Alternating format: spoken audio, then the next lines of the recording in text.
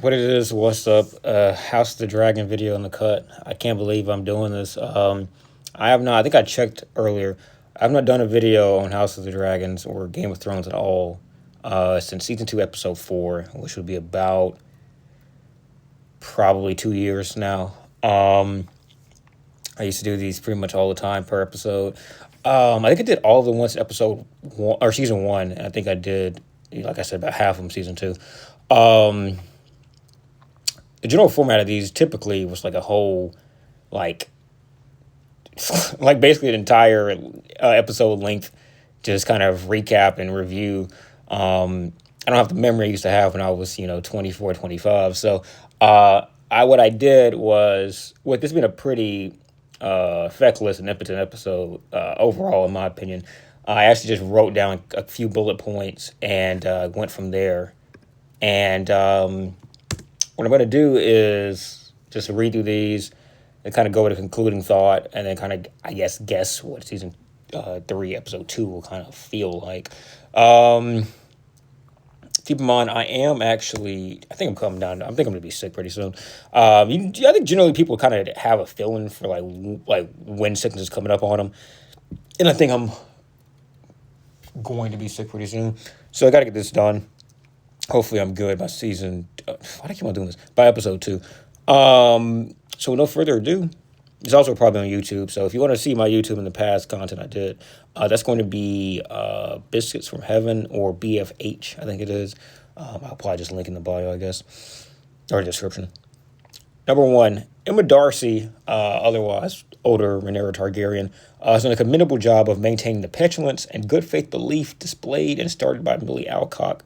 As a sidebar, I would not be surprised to see Millie Alcock get a cameo in some capacity in this. I know we got one season 2 with her.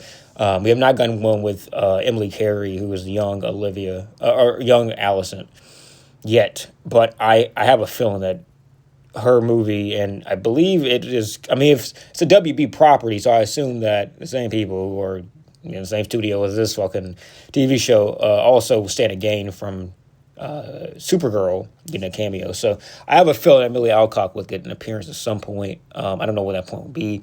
Supergirl drops in the middle of July, so we probably got at least 3. What's today? The 22nd, 21st. So we got about 3 or 4 episodes before we get to that point. It's an 8-episode season. And I keep that in mind. They ordered these ahead of time, so I don't know if they knew that there's going to be this movie come at the same time. But who knows? But yeah, so really the biggest thing with Rhaenyra that you would keep in mind when looking at young Rhaenyra is that she just typically stands to believe the best in people, while even being a very bratty and catty individual. She generally believes the best in people. And that's shown up as being an adult as well, with her relationship with Allison, with Damon. People that she spent time with when she was younger, she does generally hold like a pretty high belief that they'll treat her well at some point. And I think that, unfortunately, what we are seeing is case studies with both Rhaenyra and Allison. So they are pretty much themselves as kids, more or less, just grown up versions. And people have gone the trauma course, but maybe it could be a larger case study. And like, we are generally who we are as kids. We don't really grow out that too much. In the same sense, Olivia Cook has done a commendable job of maintaining the heart for relative good for her family in spite of despicable advances by males around her. The youthful reverie of trying to turn things around after fumbling a bad hand. So I gotta keep it kind of short because I only have 10 minutes to work with on TikTok. But basically, Olivia, in the same way, or I guess Emily Carey, was a family woman through and through, both for her dad, for Viserys, even for Rhaenyra in many ways. Maintaining family has always been a big part of what fuels her. I think she's poured herself into family with going through these arranged marriages and these strategic moves, being a chip, basically a pawn, something she has been.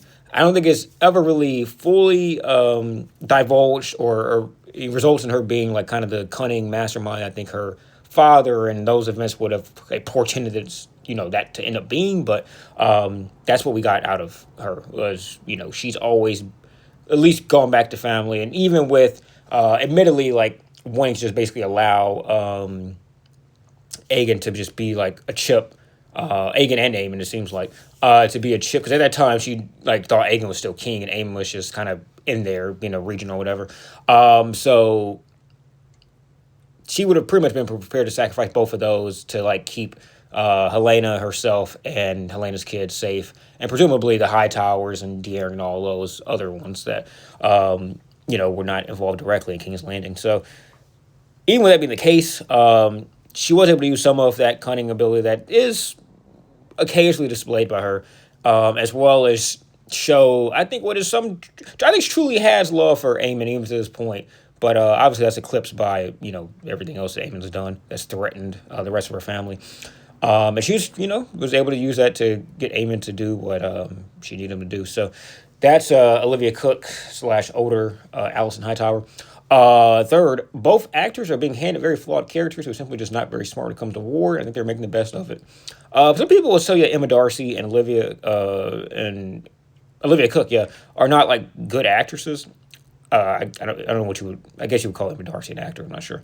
But to me, they're fantastic at what they do, because these are not like great characters. When you look at the fact that, simply put, as I understand, Fire and Blood, which I have the book, I just haven't read most of it, is a lot of hearsay and a lot of rumors, and not a lot of interesting like subtext or dialogue behind some of these moments.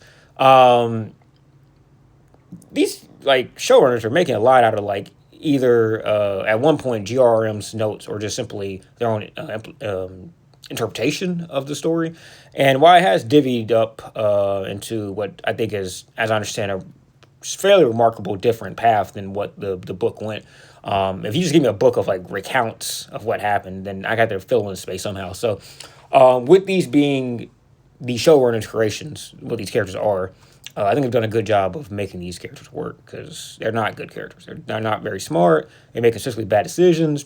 They consistently make decisions that are emotionally based in the spite of a war that is also derived from emotional moments, not logic or really even a need for the have this war, honestly.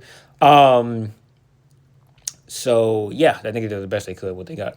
Bitch Fist is hilarious. That is Laura's nickname from the Valerians. And the kind of the what do they call those motherfuckers? I forgot what those sea snakes people are called.